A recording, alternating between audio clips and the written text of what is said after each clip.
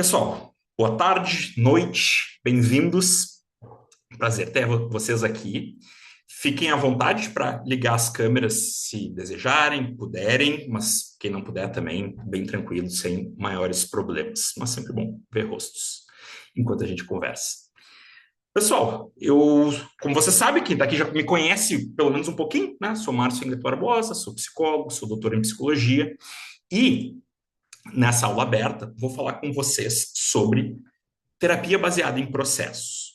Essa é uma aula que precede um grupo de estudos que eu estou montando. Então, lá no finalzinho, eu vou falar um pouquinho sobre o grupo de estudos também, a sua proposta, a sua dinâmica, mas a ideia é que ela também possa ser útil para quem não for fazer parte do grupo de estudo depois, né? Que ela possa ser uma introdução a um modelo e ao pensamento clínico relacionado à terapia baseada em processos. A minha ideia para esse encontro é que eu possa, de início, falar um pouco mais sobre o contexto no qual ela surge e os seus princípios, incluindo duas vinhetinhas clínicas que eu vou trazer para a gente pensar juntos.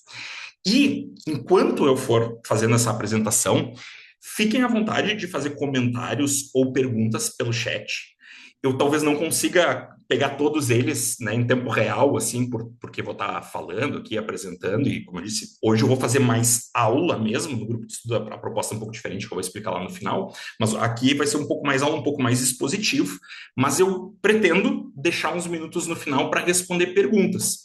Se elas surgirem durante, anotem ou coloquem no chat, que eu consigo recuperar depois, mas também, lá no final, se alguém quiser depois abrir o microfone, enfim, para a gente conversar por voz também, vai ser muito bem-vindo, assim.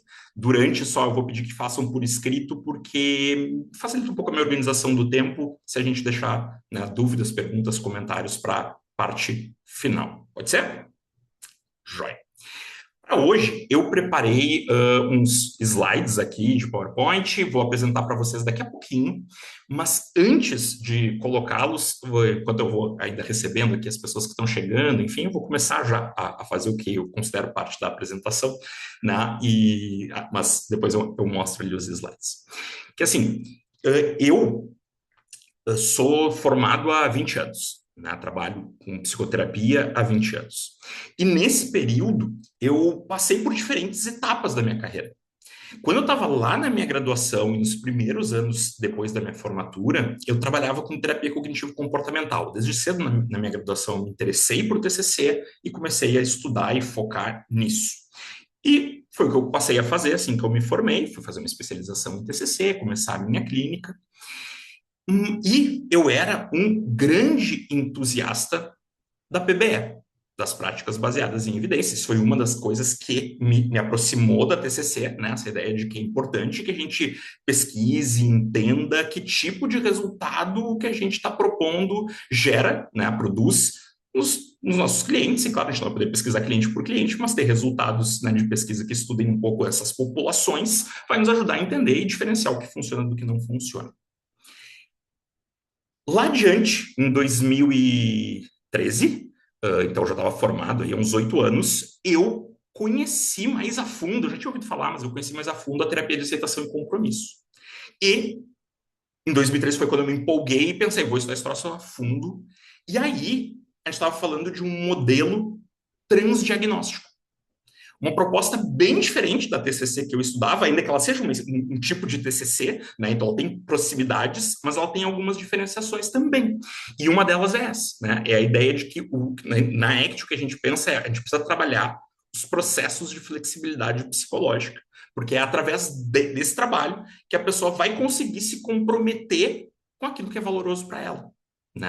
E se ela não for flexível, ela vai encontrar obstáculos na relação com o mundo interno ou externo que vão acabar bloqueando esse compromisso.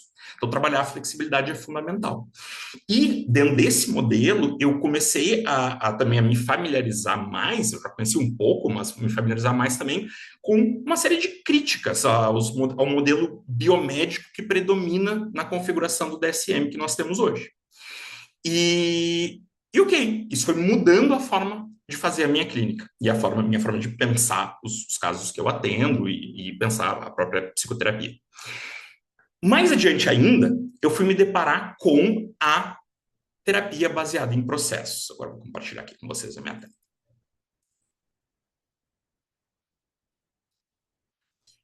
E aí, a terapia baseada em processos, obviamente, chamou a minha atenção, porque um dos seus criadores é o Stephen Hayes, né? Que está ali na foto comigo, não porque seja meu amigo, mas porque eu esperei ele ser abandonado por todas as pessoas que faziam perguntas infinitas para ele.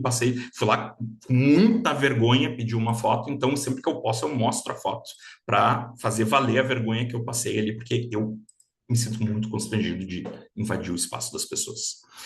E então tá. O Stephen Hayes, se alguém não sabe, ele é o principal nome do desenvolvimento da terapia de aceitação e compromisso. E ele cria a terapia baseada em processos junto com o Stephen Hoffman, que foi um professor da Universidade de Boston, se eu não me engano, por muitos anos, né? Ele é alemão, hoje ele mora novamente na Alemanha, mas ele desenvolveu toda uma carreira nos Estados Unidos. E o Stephen Hoffman era um dos grandes críticos da ACT por muitos anos, né? Eles tretavam por artigo científico, que é bem mais chique, né, do que pelo Instagram, e até que em algum momento eles sentaram para conversar, né, e começaram a entender que dentro daquelas críticas que o Hoffman trazia, e discordâncias que ele tinha, no fundo eram formas um pouco diferentes de pensar os mesmos problemas que eles viam no desenvolvimento da psicoterapia, da pesquisa, e com o tempo eles passaram a trabalhar juntos desenvolvendo esse modelo de terapia baseada em processos. Como eu disse para vocês, essas alturas eu já trabalhava com ACT, eu me interessei em conhecer mais sobre a terapia baseada em processos, só que aí eu me deparei com este livro aqui, que talvez alguns de vocês já tenham lido, ou pelo menos conheçam. E a gente fez eu tenho uma clínica aqui com alguns colegas em Porto Alegre, e a gente fez um grupo de estudo na época de todos os terapeutas que trabalham aqui para estudar esse livro, todos muito empolgados. E aí a gente começou a ler esse livro e mentes explodindo, assim, né? Isso aqui tem muita coisa muito legal. O que, obviamente, é só a opinião do Márcio, né? Mas o que, na minha opinião, dura uns 3 ou 4 capítulos. Para depois eu começar a ficar extremamente frustrado com o que me parecia uma ideia, uma proposta muito confusa, que não conseguia definir bem o que era um processo, o que era um procedimento, e eu fiquei extremamente frustrado. E aí, frequentando os últimos encontros internacionais da ICBS, lá, o Reis, nos últimos anos, sempre tem palestra, workshop sobre terapia baseada em processos, e eu tive a oportunidade de assistir alguns deles. E, mais uma vez, eu fui me deparando com coisas a minha impressão de que ele está falando mais do mesmo, de um jeito diferente, e eu ficava frustrado e eu não conseguia me animar a avançar muito. Aí eles lançaram esse livro aqui. Eu pensei, esse nome é legal, né? Parece, eu já estava por dentro de algumas das críticas que eles faziam e eu achava elas bem interessantes. Bacana. Fui estudar. Esse livro eu gosto bem mais. Só que esse livro ele foca muito mais na crítica ao modelo atual e bem menos numa proposta alternativa. Então eu gostei bastante, mas ainda é aquela coisa de, tá, ok, legal, porque eu entendo ainda melhor as críticas, concordo com a maioria delas, mas o que eu faço diferente? Não sinto que tem muita coisa diferente para eu oferecer para os meus clientes do que eu já faço, visto que eu trabalhava com ACT, que já era um modelo transdiagnóstico. E aí chega esse livro aqui, que foi publicado no Brasil em 2023, se eu não estou enganado. Esse livro aqui já é, na minha visão, uma outra batida. Já apresenta um modelo, me parece, muito mais maduro, né? Uma proposta muito mais completa. Já o que ainda está em desenvolvimento, né, pessoal? Eles estão trabalhando nisso há uns 10 anos, mas para construir modelos alternativos, ou metamodelos, como eles chamam, não é tanto tempo, né? Então não é como se isso fosse algo que está fechado e que o que a gente lê aqui vai ser assim para todo sempre, né? Nunca é. Mas, especialmente para algo que ainda, certamente, é uma proposta jovem. Ou seja, por algum tempo, eu não estava. Eu comecei empolgado e desempolguei com a PBL. Mas, como eu estava dizendo ali, lendo o Aprendendo a Terapia Baseada em Processos, eu voltei a me animar. E é disso que vem a ideia do grupo de estudo, é disso que vem a ideia dessa aula aberta, que é uma aula na qual eu vou falar para vocês sobre, como eu disse, esse contexto e os princípios da terapia baseada em processos, mas que obviamente não é uma aula que vai esgotar o assunto, né? É um modelo complexo, amplo, né? Não vou conseguir explorar todos os conceitos, mas vou tentar mirar nos que me parecem chave para vocês entenderem aqui, e dá para vocês pelo menos um gostinho, uma ideia do que ela propõe e o que ela pode contribuir no desenvolvimento clínico de vocês. Para ver se é algo que interessa a vocês estudar mais por conta própria, através do grupo de estudo, seja como for. Beleza. Então, o Hayes e o Hoffman, eles vão falar, e eles falam isso, acho que em todos os livros que eu citei, está dito em mais vários artigos que eles publicaram, né? Eles trazem muito a ideia de que você tem um conflito que por muito tempo foi silencioso, que ele está relacionado ao que eles chamam de a era dos protocolos para síndromes. Então, nos últimos 40 anos, a psicoterapia se desenvolveu muito através do estudo de protocolos. A pesquisa em psicoterapia, vamos dizer assim, né, se desenvolveu muito através do estudo de protocolos para síndromes específicas. Né? Então, a gente desenvolve um protocolo a partir de um modelo teórico, desenvolve determinadas técnicas, ou né, junta técnicas que já existem para se propor a tratar um funcionamento X, um transtorno do pânico, um transtorno depressivo maior, um transtorno bipolar, né? E tem né, estudos de TCC aí, e mesmo de ACT, para uma enormidade desses quadros, né?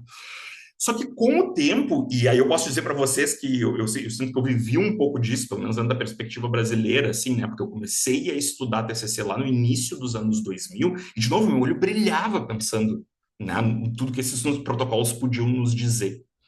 E aí, 20 anos depois, eu comecei a virar o chato, que parecia que não, que odiava evidência, porque eu não aguentava mais ver mais e mais e mais e mais protocolos para mais e mais e mais e mais transtornos mentais que cada versão do DSM traz.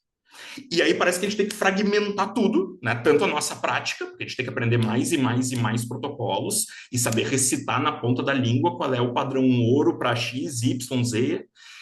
E ao mesmo tempo, quando os meus clientes chegam na minha frente, eles frequentemente não se encaixam, eles seriam excluídos de grande parte das pesquisas. Porque eles apresentam comorbidades, porque eles apresentam objetivos de terapia que não estão relacionados apenas à diminuição de sintomas. E o meu trabalho clínico, ele nunca foi protocolar. Né? Ou raras vezes foi, até foi em alguns casos, mas em raros casos foi. E eles trazem muito isso, e, de novo, né? Eu nunca fui contra a evidência, eu continuo sendo altamente a favor. Me incomoda o que foi se tornando esse cenário, né? Em que cada vez a gente tem mais modelos, mais treinamentos para fazer, mais especializações para se ter, e assim, mais necessidade de que eu só posso tratar A, B ou C, e olhe lá, porque senão eu não tenho expertise, porque eu não tenho o treinamento do protocolo X. E desdobre, desdobre, desdobre em mais formação para o terapeuta. Então é como se a gente estivesse vendo, mesmo nas pesquisas, os resultados aumentarem de eficácia, a eficácia melhorar. Né? A gente tem vários protocolos que mostram eficácia, mas não é como se a eficácia estivesse melhorando, melhorando, melhorando, né? Ou que a gente estivesse conseguindo trabalhar mais prevenção, prevenção, prevenção. Não, na verdade, os resultados apontam que muitas coisas funcionam, mas às vezes mais de um tipo de protocolo funciona para um quadro. Eles geralmente compartilham algumas técnicas ou alguns princípios. Isso funciona. Mas não funciona muito melhor do que os protocolos que a gente tinha 20 anos atrás. São outros protocolos que dão basicamente os mesmos resultados quando comparados. Né? E, ao mesmo tempo, o modelo biomédico no qual o DSM, né, nas últimas versões do DSM se baseia, ele tem mostrado, tem trazido frustrações atrás de frustrações, nessa ideia de que nós vamos conseguir mapear qual é o sistema que está falhando no cérebro da pessoa e que vai ser consertado, seja com a terapia, seja com uma medicação, né? A gente cada vez mais vai tomando como uma coisa, e a população leiga, assim, né, na área, vai tomando como uma coisa óbvia que um transtorno mental é algo que aconteceu no nosso cérebro, né?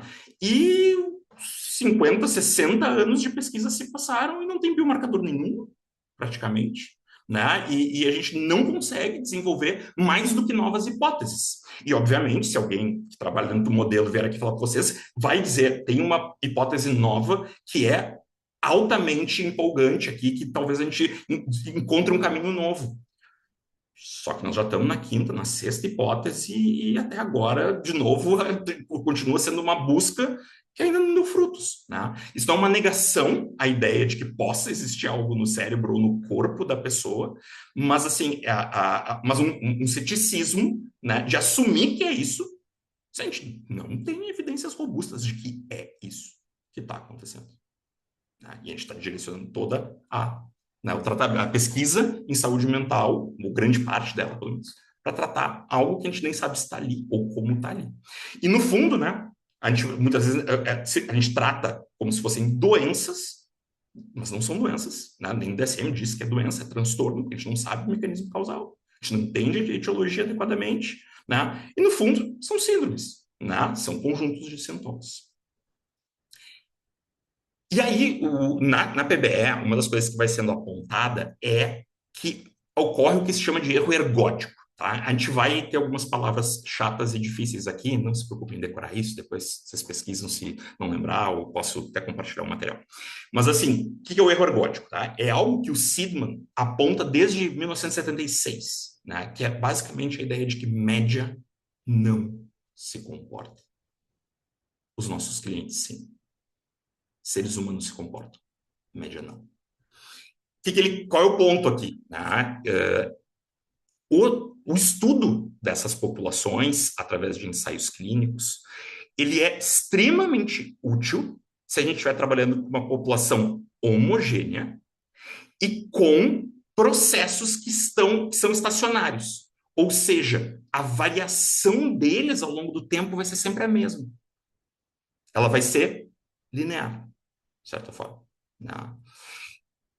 E isso é tudo que não acontece no funcionamento humano. Pessoas não são homogêneas, mesmo quando elas, né, a gente considera que elas têm o mesmo transtorno, e esses processos são dinâmicos. E eles estão em interação com o ambiente o tempo todo, gerando mudanças em como eles estão operando. Ou seja, tu pegar a média e assumir que isso vai funcionar para grande parte das pessoas, só é válido se essas duas premissas estão supridas. Se elas não estão, a gente corre um risco de oferecer para as pessoas algo que a gente está entendendo que a gente está fazendo a melhor prática possível, porque a pesquisa mostrou que isso funciona para reduzir X% dos sintomas em Y% das pessoas, mas na prática, aquela pessoa pode ser uma pessoa que piora com esse tratamento. E a gente fica cego para isso, até isso aparecer na nossa frente. Ou não aparecer. Porque às vezes a gente não vê isso acontecer, porque a gente está enviesado por uma expectativa de resultado. Ou por um abandono de terapia, que até nos impediu de ter o feedback adequado sobre o que não funcionou. E ao mesmo tempo, as TCCs, elas vêm de uma tradição ideográfica. O que é ideográfico, né? Que tenta compreender como se constitui aquele funcionamento, que compreende dentro da história daquele organismo como as variações foram acontecendo, como aquele organismo foi se desenvolvendo. Então, quando eu aprendi TCC na faculdade, a ênfase que os meus professores davam para esse ensino era conceitualização de caso. Compreende o funcionamento do teu paciente. Nos conceitos da TCC, compreende os esquemas mentais, compreende as crenças centrais, compreende as estratégias compensatórias, compreende esse funcionamento e utiliza estratégias úteis para modificar os funcionamentos que estão gerando sofrimento e prejuízo. Com o tempo, cada vez mais se destaca na TCC, de novo, né? O diagnostica e aplica o protocolo. Avalia se reduziu o sintoma, semana a semana. Não é que isso, de novo, não é que isso não possa ser útil, mas é uma crítica a não pode ser só isso.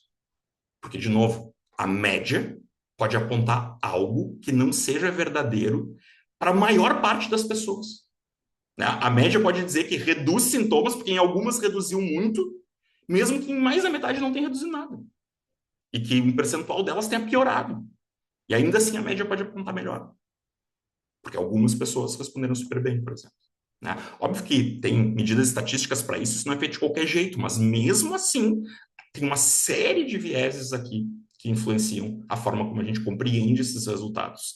E, de novo, muitas vezes na ansiedade de estar fazendo certo, bem feito e com responsabilidade, a gente simplesmente sai repetindo né? Isso que a gente aprendeu que funciona sem estar devidamente atento sobre as necessidades individuais de quem está na nossa frente. De novo, a TCC não surge com essa proposta, mas com o tempo ela passa a dar muita atenção para essa proposta.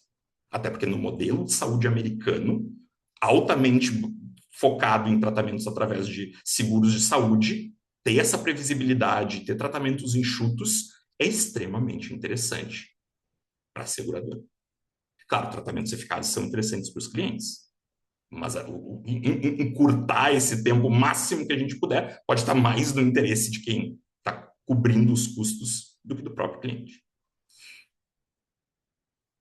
A terapia baseada em processos, em inglês PBT, né, da sigla em inglês PBT, ela se propõe a ser ideográfica, funcional e contextual. Ela busca compreender como aquele paciente desenvolveu aqueles padrões de funcionamento, quais são os efeitos desses padrões na vida daquela pessoa, como funcionar daquele jeito, o que isso provoca no mundo ao redor dela. E de forma contextual, entendendo que todo o comportamento acontece em contexto. É impossível a gente descolar o comportamento do contexto no qual ele ocorre. Então, a PBT ela vai trazer isso como algo central, não periférico. Nas palavras ali de Ong, essa proposta é chamada de proposta idionômica. Em uma abordagem normativa, as tendências centrais dos coletivos são consideradas invioláveis, e a pessoa particular é vista como uma fonte de erro. Já em uma abordagem idionômica, os dados de pessoas específicas são considerados invioláveis, e o coletivo é visto como uma fonte de erro. Então, se o coletivo não explicar o que está acontecendo com o meu paciente, ele não me serve. Se ele me ajudar a entender o que está acontecendo com o meu paciente, maravilha. Mas se ele não explica o funcionamento que está presente aqui na minha frente, não faz sentido eu seguir aplicando o que serviu para uma amostra da qual esse cliente não fez parte. Porque ele está aqui. E trazendo as informações que a gente precisa para entender quais são os mecanismos com os quais a gente tem que interagir. E aí eles vão propor uma reorganização do problema. Então, em vez da gente focar em redução de sintomas, não que a gente não queira que isso aconteça, porque em muitos casos isso vai trazer benefício para os pacientes, mas o foco não está na redução de sintomas, porque o diagnóstico não é o elemento central que define a direção do tratamento, mas é entender quais são os processos que sustentam o funcionamento atual e como ajudar o cliente a modificar esses processos para que ele possa atingir os resultados desejados. E isso também muda a forma como a gente organiza a sopa de letrinhas. Porque a ideia é que diferentes terapias, elas têm propostas teóricas diferentes, mas que toda boa terapia, ela vai ter que dar atenção para os modelos, para os processos, para os principais processos que diferentes pesquisas em psicologia já vêm identificando como processos centrais para o funcionamento humano há décadas. E, de novo, muitas abordagens, inclusive escolas de pensamento diferentes, podem usar nomes diferentes, mas geralmente chegam mais ou menos nos mesmos processos. E aí, é útil eu ter a minha abordagem, eu posso continuar tendo a minha abordagem, a PBT não é algo que vem para acabar com as abordagens que a gente utiliza, seja quais são. De novo, ela é um metamodelo, então ela não substitui a necessidade de um modelo de funcionamento humano, de uma compreensão do funcionamento humano que é teórica, mas ela pode nos ajudar a integrar entre diferentes modelos. Uma coisa que muitas vezes a gente fala, e de fato eu acho que isso é algo útil, né, é que a existência de um DSM possibilita que eu converse com um psiquiatra que não trabalha com psicoterapia, que talvez nunca tenha se aprofundado nisso, mas a gente consegue se comunicar usando esses conceitos muitas vezes. Ou com um colega, né, sem ter que entrar no detalhe do funcionamento de um cliente, que tu, sei lá, tu está encaminhando, por exemplo, né, mas tu pode falar sobre esses sintomas ou esses diagnósticos, e a gente tem conceitos que a gente pode usar para se comunicar. A PBT se propõe a ser isso, de certa forma. Se a gente entende que a gente trabalha em cima dos mesmos processos, a gente pode se referir ao processo. E se a gente se refere ao processo, a gente consegue se comunicar, mesmo que a nossa abordagem use conceitos um pouco diferentes para nomear esse funcionamento. Ou seja, favorece essa integração. Ao mesmo tempo que pode favorecer uma integração técnica. No sentido, eu trabalho com ACT, mas eventualmente técnicas que não são originárias da ACT podem ser incorporadas à minha prática, porque eu entendo que elas trabalham os mesmos processos que eu quero trabalhar, mesmo que elas tenham se originado de uma perspectiva teórica diferente.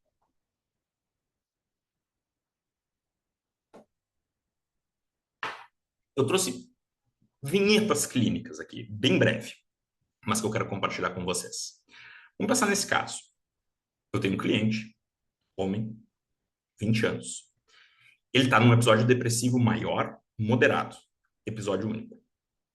Nesse momento, ele apresenta humor deprimido na maior parte do dia, diminuição acentuada de prazer, agitação, sentimentos de inutilidade e capacidade diminuída de concentração, certo? Característica de uma possível apresentação de características do que a gente chama de depressão maior. Aí eu faço uma conceitualização do caso. Essa é uma conceitualização no formato de rede, que é o que se propõe em terapia baseada em processos. Na verdade, isso é uma sub-rede, tá? A rede completa é a maior, mais complexa, mas eu trouxe sub-redes porque eu acho que elas ajudam mais a compreender a proposta do que a gente olhar para uma rede mega complexa, porque o que a gente precisa estar aqui, tá na sub-rede. Ou seja, uma parte do funcionamento daquela pessoa. A gente poderia, né, elencar outros elementos importantes, mas esses aqui, por hora, vão dar conta do que, né, eu quero propor para vocês. Esse cliente, ele reprovou no vestibular. E desde então, ele passou a apresentar humor deprimido e baixa autoestima. As setas, com uma direção só, elas apontam que esse provocou aquele. Né? Então, assim, vai numa direção só. Reprovação no vestibular, ali, né, naquele cenário, deu contexto ali, né, criou um cenário no qual se desenvolveu um humor deprimido e uma baixa autoestima. Por sua vez, a baixa autoestima está em interação com o humor deprimido. Né? Então, quando a pessoa fica lá tendo ideias negativas sobre si, se avaliando negativamente, isso vai favorecendo a manutenção do humor deprimido. Essa pessoa, só que esse cliente ele também está anedônico, ele também tem pouco prazer nas suas atividades. Mas apesar disso, ele tem buscado os amigos. Ele tem tentado se movimentar e fazer atividades sociais que ele costumava gostar. Só que quando ele está lá, ele não está tendo prazer. E isso faz ele se sentir diferente, estranho, desconectado. E isso traz ruminação, o que favorece a manutenção do humor deprimido. Ele tem tentado fazer exercício físico, mas quando ele vai na academia, ele se compara com as outras pessoas que estão lá e se acha fora de forma, desinteressante, feio. Isso aumenta a baixa autoestima dele, aumenta a ruminação. Olhando para esse caso, né, que é um caso fictício, que eu estou trazendo aqui para vocês como exemplo, a gente poderia dizer que a dimensão afetiva está sendo parte do que está mantendo o problema, né, o humor deprimido, a anedonia, mas também a dimensão cognitiva, né? Pensamentos negativos sobre si, julgamentos negativos sobre si, pensamento ruminativo, como duas partes, dois processos que uma boa terapia precisa trabalhar com esse caso, porque eles são chave para todo o sistema estar rodando como está rodando. Faz sentido? E aí, se faz sentido essa compreensão, então eu vou ter que trabalhar a cognição desse cliente. Eu trabalho com ACT. ACT prioritariamente trabalha mudança cognitiva através de desfusão, tomada de perspectiva sobre os pensamentos. Mas, na verdade, a flexibilidade cognitiva como um todo são formas é trabalhar a forma como a pessoa se relaciona com a sua própria mente, né? Com o seu próprio mundo interno, incluindo a sua mente. Então, todos os processos de flexibilidade cognitiva, de alguma forma, de flexibilidade psicológica, eles de alguma forma interferem em flexibilidade cognitiva. Não é exatamente a mesma coisa, mas tem algum nível de sobreposição. Em TCC, o mais comum é se trabalhar com reavaliação, reestruturação. Né? É um outro caminho por uma outra compreensão teórica, mas que mobiliza o mesmo processo, o processo cognitivo. As duas vias de intervenção têm mostrado resultado em uma série de quadros. Né? Na dimensão afetiva, Em ACT, geralmente a gente usa aceitação. Mas em outras abordagens contextuais, é mais como a terapia focada na compaixão, por exemplo, é mais comum o uso de autocompaixão. Na TCC, é muito comum que se trabalhe fomentando esperança. E, de novo, nada disso tem um dono exatamente, né? Pode ter surgido o princípio, o conceito dentro de uma teoria, mas muitas vezes já está sendo, ou já foi em algum momento absorvido por outros modelos que buscam integrar propostas que são coerentes com o modelo, né, com o seu modelo, ainda que não tenham sido desenvolvidas dentro dele. Agora vamos pegar um outro exemplo. Eu tenho esse outro cliente, que é um homem de 20 anos, num episódio depressivo maior moderado, episódio único, com humor deprimido na maior parte do dia, com diminuição acentuada de prazer, agitação, sentimentos de inutilidade e capacidade diminuída de concentração. Um ótimo candidato para participar da mesma pesquisa, sendo tratado com o mesmo protocolo que o cliente 1. Concorda? Mas vamos olhar de uma forma ideográfica. O que está acontecendo com essa pessoa que chegou aqui para mim agora, nos últimos tempos? Essa pessoa mudou de país. E desde que ele mudou de país, ele vem sofrendo preconceito. Ele está isolado socialmente, o que não acontecia antes. Ele desenvolveu um humor deprimido. Ele está tendo uma dieta nada saudável. Está absolutamente sedentário e com muitos pensamentos negativos sobre si. Esse cliente tem questões comportamentais do ponto de vista do comportamento observável, tá? Os comportamentalistas aqui presentes, né? Não estou falando de comportamento como toda a apresentação humana, mas né, aqui na dimensão observável do comportamento público, né? Mas claramente ele está tendo comportamentos aqui que não favorecem a mudança do humor, por exemplo, ele não está cuidando da alimentação, ele não está fazendo exercício físico, que são coisas que a gente sabe que podem ser úteis para ajudar a trazer o humor de volta para o funcionamento eutímico. Mas ele tem questões muito importantes acontecendo no nível sociocultural e no nível biofisiológico. Né? No dimensão comportamental, o isolamento também é um elemento central. Né? Tem questões socioculturais fundamentais, a pessoa está sofrendo preconceito, está num país novo, está né? Com dificuldade de se adaptar. Né? No nível biofisiológico, nós temos alterações relacionadas, então, né, aos elementos fisiológicos por causa da dieta, por causa da falta de exercício. É o mesmo diagnóstico. Tem sobreposição dos sintomas, mas tu tem outro funcionamento. Essa pessoa seria uma ótima candidata a trabalhar com compromisso, uma perspectiva da ACT, com ativação comportamental, numa perspectiva mais né, da análise do comportamento, mas, no fundo, já há muitos anos incluída dentro da TCC e dentro da própria ACT. Né? Ele poderia ser um candidato à solução de problemas, né? Ele poderia ser um candidato do ponto de vista biofisiológico a ter uma orientação, né, a ser encaminhado, por exemplo, uma orientação para mudança de dieta, para aumento de exercício físico, para higiene do sono, se tiver problemas de sono, ele não descrevi, mas supondo que tenha. Né? No nível sociocultural, a gente poderia trabalhar, por exemplo, crenças, pensamentos culturais que ele traz com ele, mas também a busca por apoio social, por diminuição de estigma. Né? Então, são processos diferentes para pessoas que talvez portassem exatamente o mesmo diagnóstico. Para pensar nisso, o que a PBT propõe é o uso desse metamodelo, chamado metamodelo evolucionário estendido, que às vezes a gente chama de, algumas pessoas chamam de EEMM, mas os autores sugerem que a gente fale como uma palavra, eles falam como IM, que é como seria em inglês, né, o termo. E que daí gera um monte de gráfico, né, muito curioso, que alguns adoram, outros odeiam, tá? Mas eu vou tentar simplificar, tá?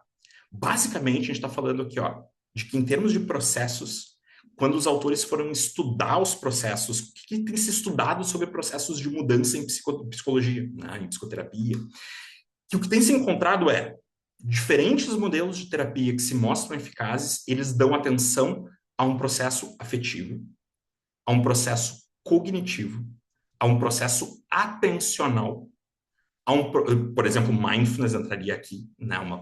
Seria uma intervenção que trabalha processo atencional. Um processo de self, né? Como se desenvolve, como a pessoa compreende o self. Um processo motivacional. Um processo relacionado a comportamento, comportamento observável, aqui de novo falando. E dois outros níveis que eles chamam, né? Então, eles não vão chamar exatamente de processo, mas seriam dois níveis que a gente poderia trazer a atenção clínica também e propor, né, intervenções, que é o biofisiológico e o sociocultural. Tudo isso se apresenta através de mecanismos psicológicos e comportamentais, que vão sendo construídos ao longo da vida, porque organismos variam. Então, assim, a gente não pensa sempre as mesmas coisas, a gente não se comporta sempre do mesmo jeito ao longo do tempo. Então, todo mundo apresenta algum nível de variação. Mas quando a gente varia, quando a gente apresenta comportamentos diferentes, alguns vão sendo selecionados e outros não. Selecionados pelo contexto, pelo aquele momento de vida que a gente está, naquela cidade que a gente vive, na interação com as pessoas que a gente interage, né? Eles vão sendo selecionados. E alguns vão ser retidos, vão se tornar como hábitos ao longo do tempo. Quanto mais comportamento retido a gente tem uma tendência a ter menor variação, né? A gente vai desenvolvendo um certo padrão de funcionamento. Aí varia um pouco menos. Mas em alguns casos a variação é mínima, né? Então, quando a gente vai observar alguns pacientes, especialmente pacientes com sintomatologias ou sofrimentos graves e crônicos, geralmente eles têm uma variação muito pequena, né? Eles pensam de uma forma muito repetitiva, usam estratégias repetitivas, mesmo quando aquilo não está dando o resultado que eles querem. E tudo isso acontece em contexto. Às vezes de forma adaptativa, às vezes de forma mal adaptativa. Quando é mal adaptativo, é importante intervir. Quando é adaptativo, a gente tenta favorecer a manutenção. Esses termos, que podem soar um pouco estranhos para quem está vendo pela primeira vez, são termos que são empregados na teoria evolutiva de Darwin, né? Na teoria da evolução das espécies, que eles trazem para cá exatamente para tentar favorecer o diálogo entre diferentes escolas e abordagens. Não sei se tem alguém aqui que trabalha com psicanálise, talvez não, mas se tiver, possivelmente não discorde da teoria da evolução das espécies. Pode ser um modelo, estou usando a psicanálise como exemplo, tá? Porque é um modelo muito diferente dos modelos que a gente está citando aqui, né? Que tem uma outra compreensão de funcionamento humano, e ainda assim, provavelmente não nega que as espécies evoluem e que os comportamentos ao longo de uma vida, eles vão mudando. E que a gente pode usar isso como uma forma de compreender e falar sobre isso, mesmo olhando por perspectivas diferentes. Um humanista, imagino que a maior parte deles não discordaria que isso acontece. Certamente não é entre terapeutas TCC e terapeutas contextuais ou terapeutas, né, comportamentais que a gente vai discordar que existe uma variável aqui, né, de seleção e retenção de comportamentos, privados ou abertos. Só que a gente usa nomes diferentes para falar disso. E às vezes a gente fica brigando infinitamente, né, por décadas, por uma vida inteira, por causa dos nomes diferentes que a gente está usando. E claro, tem um princípio teórico, filosófico diferente, não quero simplificar tanto, né? Tem um porquê da gente discordar, mas tem momentos que é útil discordar sobre isso, debater. Mas quando a gente está falando de um paciente comum, por exemplo, ou de um encaminhamento de paciente, algo do tipo, a gente ter uma linguagem para se comunicar se torna útil. E por algum tempo parecia que a única linguagem possível para isso era a linguagem do diagnóstico nosológico. E não é. É só o que a gente aprendeu. Não é a única opção. Mas a gente também não tinha alternativas muito melhores, né? O Reis, o Hoffman e tantos outros autores que têm trabalhado hoje com a terapia baseada em processo estão tentando desenvolver exatamente isso. Então, essa é a base para a gente fazer uma conceitualização de caso. Vocês veem que quando a gente faz isso aqui é uma fração de conceitualização, tá? Então, a conceitualização mesmo, ela fica nesse tipo de modelo aqui, que parece super complicado à primeira vista, mas e é um tanto complicado, tá? Eu tenho algumas críticas sobre a forma, assim, porque isso é uma subrede, como eu disse, quando tu mostra toda a rede, é uma cetalhada para tudo que é lado, que eu acho mega confuso, tá? Eu não gosto muito da... Acho que a gente pode melhorar, né? Tem espaço para melhoria aí. Mas quando a gente quebra na subrede, todas as abordagens que eu já estudei trabalham com conceitualização que não é tão diferente disso. Tem que fazer setinha para cá, para lá, mas tem um monte de aplicativo que nos ajuda a fazer isso. E isso aqui que eu fiz para vocês, eu fiz em 15 minutos. tá? Assim, é bem tranquilo. A rede completa pode ser um pouco confusa, mas também é uma questão de treino e, obviamente, né, treinando mais, a gente vai compreendendo com mais facilidade, executando com mais facilidade. E aí, o que que muda, pessoal, do ponto de vista clínico? Muda a forma como a gente organiza e pensa o tratamento e a intervenção. Porque aqui a gente não vai abandonar os modelos explicativos, como eu disse antes, né? Eu não preciso deixar de ser um terapeuta action, um terapeuta contextual, como eu me considero, porque eu passei a estudar e me interessar por PBT. Na verdade, a PBT, de novo, ela é um metamodelo, né? Ela está acima de, então ela é um modelo que me ajuda a pensar o que eu já conheço e utilizo nas terapias comportamentais contextuais. E algumas vezes eu estou ali com o meu cliente e eu estou usando uma técnica porque eu estou querendo, eu estou usando uma técnica de desfusão, por exemplo, porque eu estou querendo ajudar ele a ter uma perspectiva sobre o pensamento. Mas em alguns casos, esse cliente, ele tá ali meio que brigando com o que eu estou propondo, aquilo não está engajando, ele não está engajando naquilo, mas às vezes ele para e diz, olha, mas na verdade quando eu pensei em tal coisa, né, e me fala sobre um pensamento alternativo que ele teve na cabeça dele, eu posso nem ter proposto, mas ele, quando eu pensei nisso, isso me ajudou a conviver com esse outro pensamento aqui. Quando eu pensei que existe outra explicação, existe uma explicação alternativa, essa primeira já não me incomoda mais tanto, que ela coexista ali. Ok, eu vejo isso, teve mudança no processo cognitivo. Não pelo caminho que eu propus, ou eu até poderia propor, se eu achasse útil em algum momento, não, a gente poderia migrar para um outro tipo de estratégia, mas por quê? Porque eu estou entendendo que o processo cognitivo é o que está trazendo sofrimento e de dificuldade, disfuncionalidade para o cliente. Né? De novo, os modelos explicativos continuam ali, mas a gente pode pensar a integração deles por esses caminhos que eu estava trazendo. É uma proposta que descentraliza o papel do diagnóstico nosológico, tá? Eu vejo, às vezes, algumas pessoas falando sobre as relações e a integração entre a PBE e a PBT, né? Então, assim, não está errado dizer que existe uma compatibilidade, porque a PBT, ela se propõe a ser um tipo de PBE. Só que ela se propõe a ser um tipo de PBE muito diferente do que está sendo discutido nos últimos 40 anos.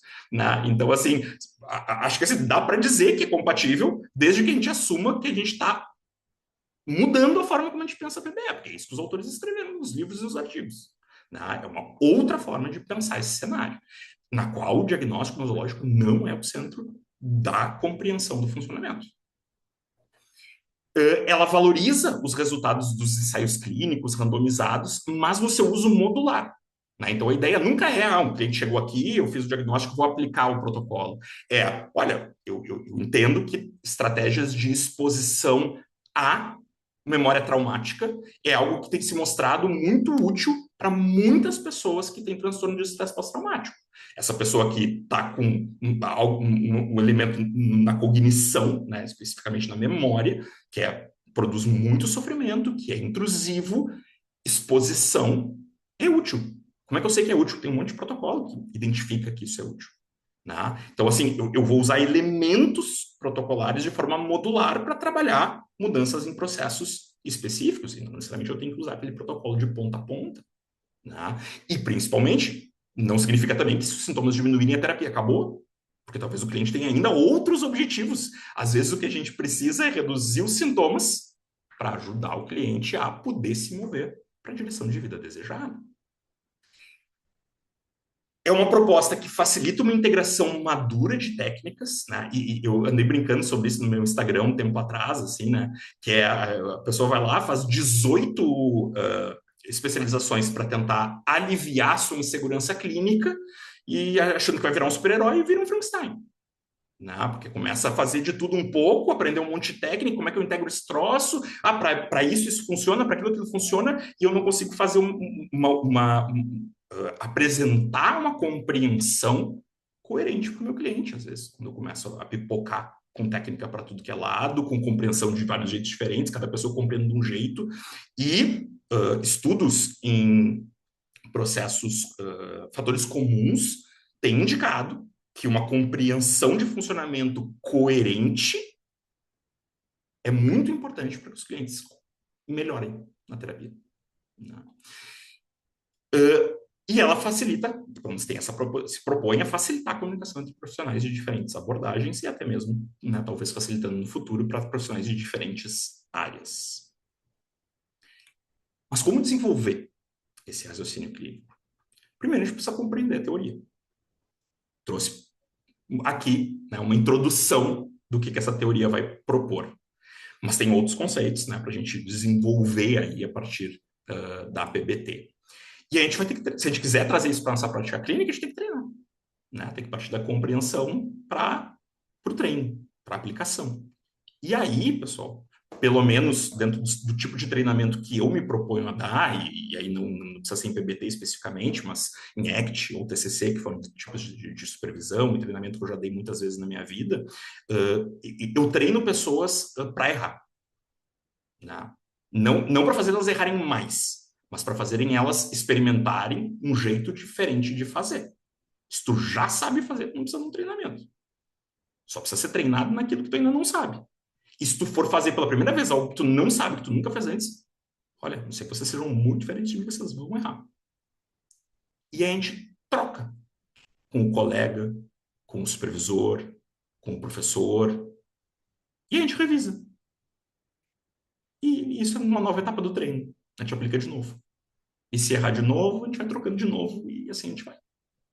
Esse eu entendo como um processo para adquirir qualquer tipo de habilidade que tem que partir da teoria, mas que tem uma parte dela que é procedural, é de como fazer. Né? Não aprendo só lendo, não aprendo só estudando. Né? Vou ter que praticar. E é aí, pessoal, que entra a proposta do grupo de estudo. Né? Para quem é esse grupo de estudo? Né? Assim, para quem tem interesse em conhecer mais sobre. Né? É um grupo de estudo, não é um grupo de supervisão, né? Então não é um grupo para a gente, vamos olhar juntos aqui, né, o que cada um fez, mas é um grupo no qual a gente vai, em alguns momentos, falar para isso, sobre as dificuldades de operacionalização prática de alguns desses princípios, ou o que facilita, ou no que ele pode ajudar. Né? A ideia é trazer aqui o que ajude a gente a pensar a nossa prática clínica. Se a gente se animar com as propostas, quem sabe começar a aplicar.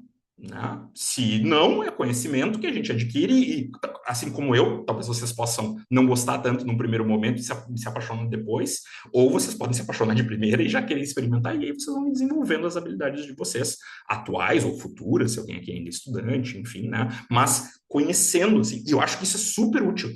Especialmente para quem está começando, assim, não só, mas especialmente para quem está começando. Porque quando um cliente chega na minha frente, antes de eu ser um super especialista em qualquer uma abordagem aqui, eu tenho uma pessoa que tem padrões motivacionais, tem padrões cognitivos, tem padrões emocionais, e saber identificar esses processos e quais processos a gente precisa mobilizar vai ajudar tremendamente, né, para a gente começar a desenvolver as nossas habilidades na aplicação de uma abordagem específica. Eu penso, às vezes, que talvez, não sei se isso vai acontecer um dia, mas que talvez a PBT deveria ser o início do desenvolvimento do pensamento clínico, né, porque as abordagens elas vão vir para dar conta de mobilizar os processos. A primeira coisa seria a gente compreender os processos. Né? E hoje a gente, na maior parte dos cursos em psicologia, a gente pula para as abordagens sem entender bem quais são os processos que elas estão buscando mobilizar, se são todos aqueles que eu citei, se são alguns deles, o que é considerado central, o que não é. Né? Muitas vezes a gente passa por cima muito rápido por esses pontos. Né? Os encontros vão acontecer nas quartas, da 1 às 2, a partir de maio. Eles vão se estender até 8 de julho, se eu não me engano, mas lá no meu Insta vocês acham já o cronograma completo, acho que é 8 de julho.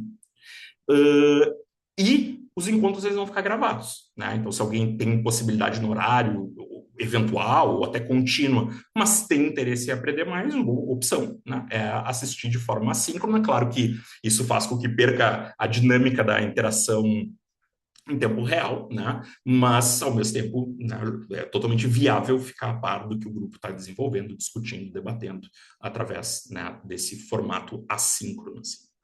E o objetivo, pessoal, eu não vou vender aqui para vocês que o objetivo é eliminar a ansiedade e a insegurança de vocês como clínicos, tá? Quem me acompanha aí sabe que né, eu fico pé da vida com esse tipo de propaganda, assim, né, de marketing, assim.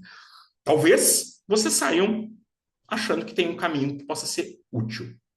Talvez vocês fiquem mais inseguros por pensar que existe um caminho útil que é diferente do que vocês conheciam até então. Comigo acontece isso, volta e meia, eu estou estudando algo novo e eu penso, isso é demais, e eu começo a ficar ansioso, né? Porque, isso é demais, isso é muito legal e eu não sei fazer, né? Ou eu não sabia disso até hoje, né? Então, não necessariamente isso aqui vai reduzir insegurança.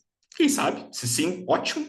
Mas se aumentar a insegurança, bom, às vezes o processo afetivo mobiliza direções valorosas também, né? E a ideia é, de novo, desenvolver conhecimento sobre, compreender melhor a proposta, compreender como ela pode ser aplicada à clínica.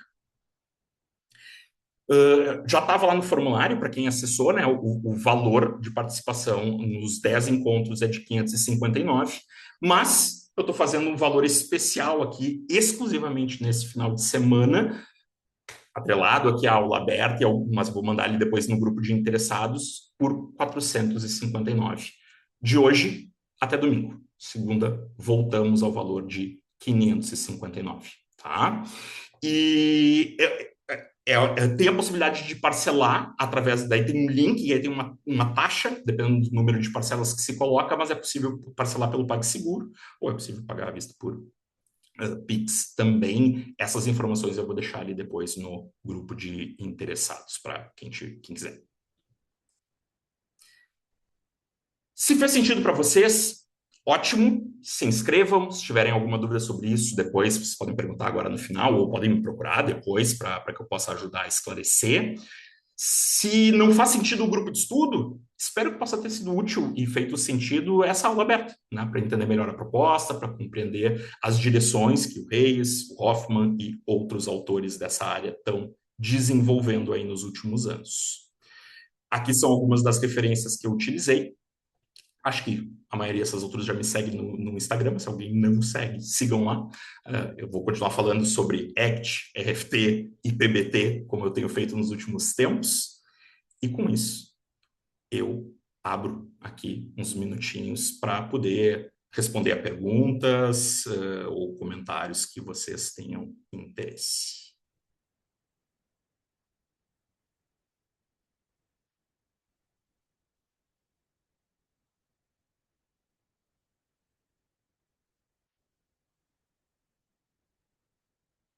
Estou lendo aqui o chat, ver que o pessoal está agradecendo, né? Alguns alunos da pós da PUC, a Bruna também, Tamires, obrigado pessoal pelo carinho, Norton, Leonardo, Lorena.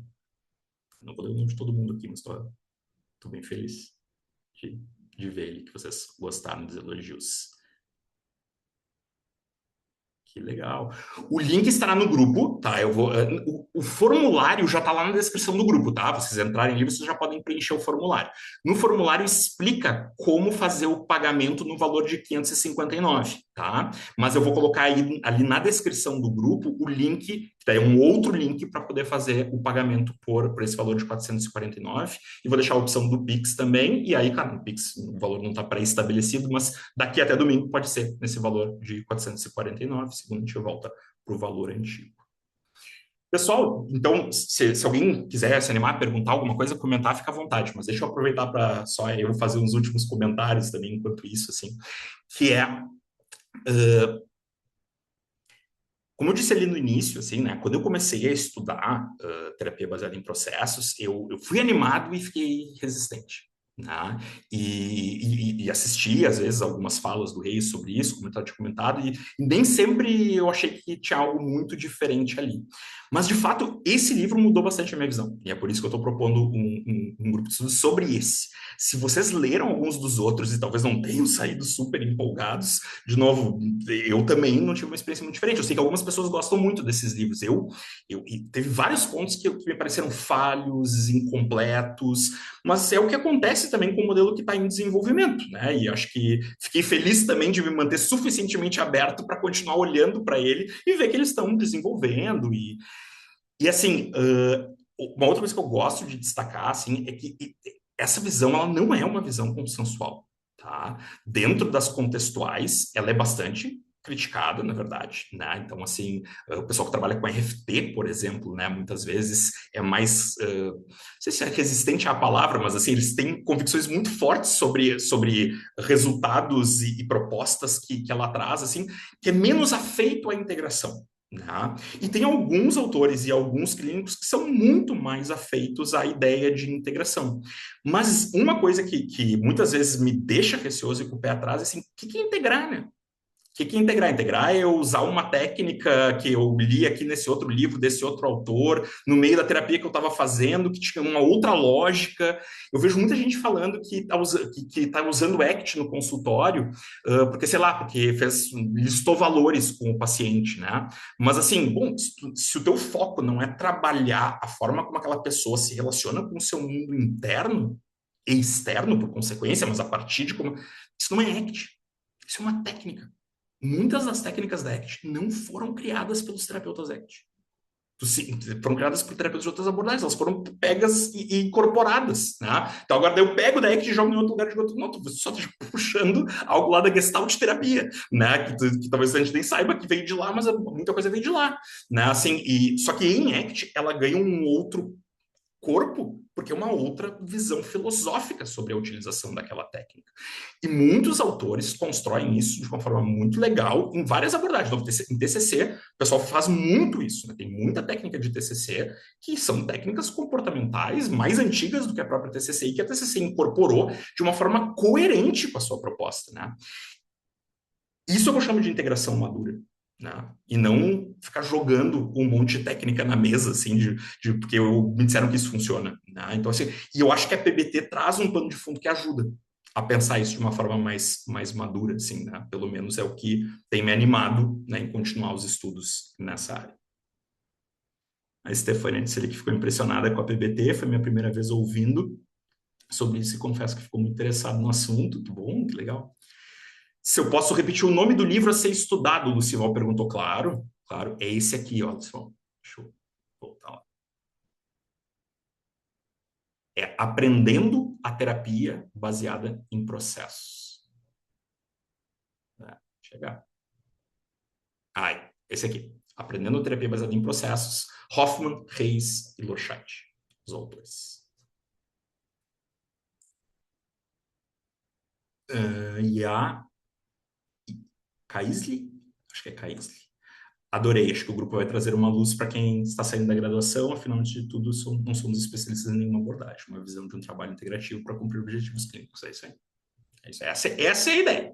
Essa é a ideia. Diferente, tá? Acho que isso é legal dizer também. Diferente do que eu fiz aqui hoje, que eu fiz uma aula expositiva, né? No grupo, a minha ideia é fazer uns 15 minutos de apanhado dos capítulos do dia, capítulo ou capítulos do dia, assim, tipo, uns highlights, assim, de pontos principais, mas depois é fazer discussão. Depois é trocar sobre, é pensar junto, é poder criticar o modelo, porque, né, também acho que parte de qualquer tipo de integração madura envolve a gente poder ver falhas ou limitações dentro do que a gente está estudando, né? Claro que quando a gente está começando é difícil fazer isso, mas aí entra o meu papel, né, também como coordenador, de ajudar a olhar também que talvez nem tudo esteja tão redondo e pronto ainda assim. E isso não significa que não está num caminho muito bom, que não possa ser bastante útil, né? Como eu estava dizendo para vocês, que eu sinto que aconteceu lá do primeiro livro que eu li para esse aqui que eu estou trazendo para a gente discutir.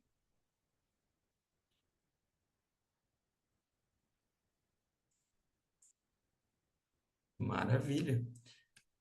Agora que eu vi que tinham duas pessoas esperando na sala de espera, espero que não há muito tempo. Agora, várias pessoas foram chegando durante, eu fui liberando. Espero que eu não tenha deixado ninguém de fora, mas coordenar tudo ao mesmo tempo é sempre um desafio. Devia ter pedido ajuda, mas esqueci. Pessoal, o Moisés disse, Márcio, obrigado pela atitude em abrir a aula de maneira gratuita, assim como a sopinha da fotografia ilustrativa saiu saciado para buscar aprender sobre o assunto. Que legal, Moisés, prazer estar contigo de forma síncrona, acho que é a primeira vez, né? Moisés volta e meia interage comigo ali no Instagram, sei que ele acompanha o Podect, né? Mas acho que a gente nunca tinha estado de forma síncrona, ó, juntos aqui. Ótimo te ter aqui. Maravilha. Pessoal, prazer ter vocês aqui comigo nessa aula aberta. De novo, se tiverem alguma dúvida, fiquem à vontade para me acionar pelo Instagram ou pelo WhatsApp. Espero ver vocês no grupo de estudo, mas foi um prazer ter também aqui aqueles que eu não vou ver no grupo de estudo, que espero que eu possa ver em outras oportunidades. Valeu, bom final de semana para todo mundo.